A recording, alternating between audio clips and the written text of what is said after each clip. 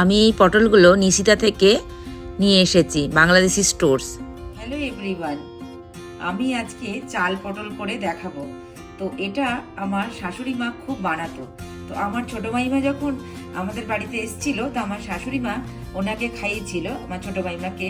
তো ছোট মাইমা আবার আমার মাসিকে গল্প করেছে যে আমি ওর রূপার শাশুড়ির হাতে খুব ভালো চাল পটল খেয়েছিলাম। তো এটা খুব রূপারা খুব ভালো বানায়, তো আমি প্রায়শই বানাই, কিন্তু আমার তখন আর ব্লগ করা হয়নি। তো এখানে আমি এসছি টরন্টোতে, এখানে যে বাংলাদেশি দোকান আছে, হ্যাঁ, ওখান থেকে আমি এই পটল নিয়ে এসছি। কি বড় বড় পটল দেখুন, সুন্দর পটল পেয়েছি। তো আমি আজকে ওই রেসিপিটা এখানেই দেখাবো। আমার মাসিকে বললাম আমি আমার ইউটিউব চ্যানেলে দেখাচ্ছি, তুমি ওখান থেকে নিয়ে বানিয়ে তুমি রান্নাটা করো। তো কি কি উপকরণ নিয়েছি বলি। এখানে পটল তো নিয়েছি, এখানে টমেটো কুচি, আর এখানে ফোড়নে নিয়েছি তেজপাতা, শুকনো লঙ্কা, আর গোটা গরম মশলা, কাঁচা লঙ্কা। আর এখানে নিয়েছি পেঁয়াজ কুচি। এটা গোবিন্দভোগ চাল, এখানে খুব ভালো গোবিন্দভোগ চাল পাওয়া যায়, চিনি গুঁড়া চাল পাওয়া যায়। তো আমি গোবিন্দভোগ চালটা এখান থেকে নিয়ে আসি ওই দোকান থেকে। দোকানটার নাম হচ্ছে নিশিতা, ওখান থেকে এখানে সবাই লোকেরা কেনে, আমি ওখান থেকে নিয়েছি। এটা আদা বাটা, কাঁচা লঙ্কা বাটা, জিরে বাটা, আর এটা আলু রেখেছি, সর্ষের তেলে রান্নাটা হবে। আর এখানে আছে ঘি, আর বাকি এখানে নুন আর যা যা মশলা রাখবে আমি এখানে এটা রেখেছি। তো আমি এখন এই পটলটাকে কেটে নেব। পটলের এরকম দুটো দিক আগে কেটে নিলাম, তারপর আমি খোসাটা ছাড়িয়ে নেব। কি ফ্রেশ পটলগুলো! তো এই খোসাটা যখন ছাড়াবো মাঝে মাঝে একটু রেখে দেবো। আর এইভাবে আমি পটলগুলো একে একে ছাড়িয়ে নিচ্ছি। ফ্রাই প্যানটা বসিয়েছি, এবার এর মধ্যে দিচ্ছি আমি মাস্টার্ড অয়েল, মানে সর্ষের তেল। এটাতে করবো, আগেই পটলগুলো আমি ভেজে নেব। এই তেলটাতে করছি, যদি যতটা লাগবে ততটা দেবো। এই যে পটলটা রয়েছে, এই পটলটা আমি কেটে নিলাম। আমি এর মধ্যে নুন আর হলুদ মাখিয়ে নেব, আর একটু হলুদ মাখিয়ে নিলাম। ভালো করে হাত দিয়ে মাখিয়ে নেব। তেল গরম হয়ে গেছে, এবার পটলগুলো আমি ভেজে নিচ্ছি। তেলের মধ্যে পটলগুলো দিলাম, এবার আমি পটলটা সুন্দর করে ভাজবো। পটলগুলো এরকম ভাজা হবে। এবার আমি পটলগুলো তুলে নেব, এবার আলুগুলো ভাজবো। আমি আলুগুলো দিয়ে দিচ্ছি, আলুগুলো একটু ভেজে নেব। এই চাল পটল এরকম করে সুন্দর করে বানালে খেতে খুব ভালো লাগে, পোলাওয়ের সাথে ভালো লাগে, রুটির সাথে ভালো লাগে। এখানে আলুগুলো এরকম ভাজা হয়ে গেছে, এবার আমি সব আলুগুলো ভাজা হয়ে গেলে তুলে নেব। এখানে আর তেল দিইনি, যে তেল রয়েছে এই তেলের মধ্যেই আমি এখন ফোড়নটা দেব। কি কি আছে দেখিয়ে দিই আরেকবার।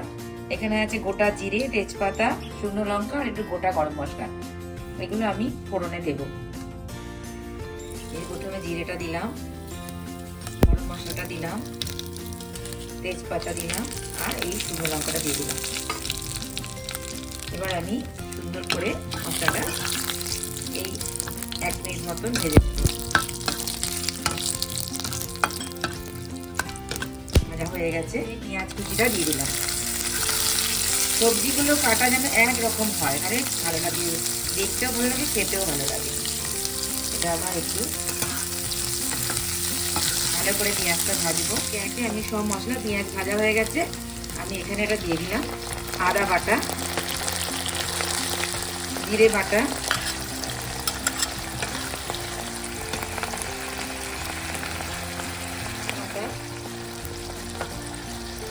ভালো করে মশলাটা কষবো। এখানে টমেটো খুন্তিটা সরাই, এখানে টমেটোটা যে কুচি কুচি করে রেখেছি সেটা দিয়ে দিলাম। আমি নিজে হাতে শাশুড়ি মার কাছ থেকে এই রান্নাটা শিখেছি। দিলাম একটু আমি হলুদ গুঁড়ো, দিলাম আমি একটুখানি শুকনো লঙ্কার গুঁড়ো, অল্প একটু দিলাম, কাঁচা লঙ্কা বাটাটা দিয়েছি। এবার আমি ভালো করে মশলাটাকে কষবো।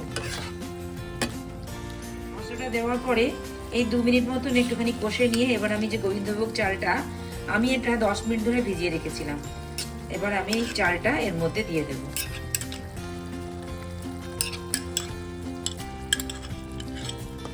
এই মশলা ভালো করে চাল দিয়ে এটাকে কষবো।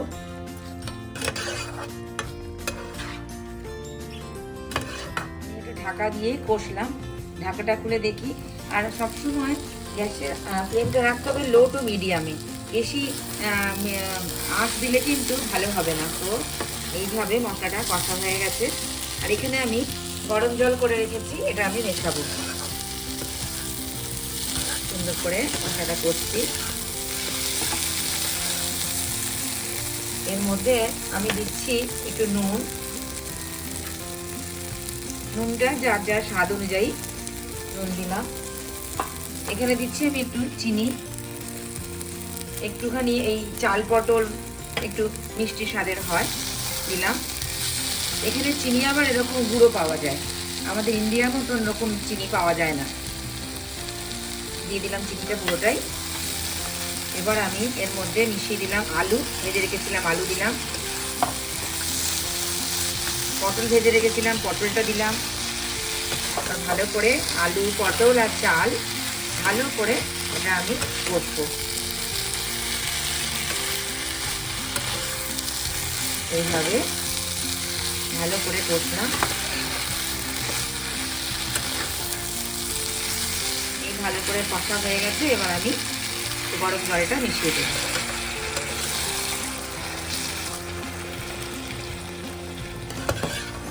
এবার চালটা ভিজিয়ে রাখলে কি হয়, অনেকটাই সেদ্ধ হয়ে থাকে।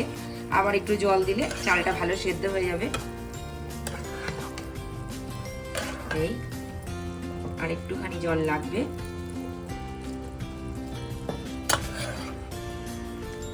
এখানে দুটো কাঁচা লঙ্কা রেখেছি, কাঁচা লঙ্কা দুটো ভেঙে আমি দিয়ে দিলাম। একটু ঢাকা দিয়ে দিলাম, 5 মিনিট মতন থাকবে, তারপরে হয়ে যাবে। দেখি এটা 5 মিনিট মতন ছিল, কতদূর হলো। এই যে চাল সেদ্ধ হয়ে গেছে, আলু তো ভেজে রেখেছিলাম, আলুও সেদ্ধ হয়ে গেছে। এই যে চাল পটল রেডি, এরকম হবে এটা। এবার আমি একটু ঘি দেবো এর উপর দিয়ে।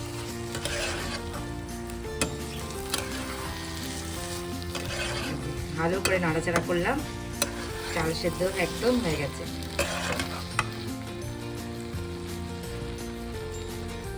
এখানে আমি 1 চামচ ঘি দিলাম,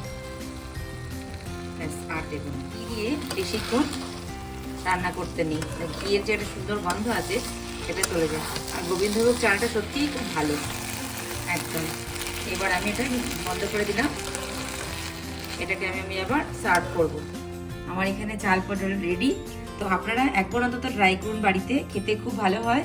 যদি রেসিপিটা ভালো লাগে তাহলে লাইক কমেন্ট সাবস্ক্রাইব করবেন আর আমার পাশে থাকবেন। সবাই ভালো থাকবেন, সুস্থ থাকবেন। Thank you.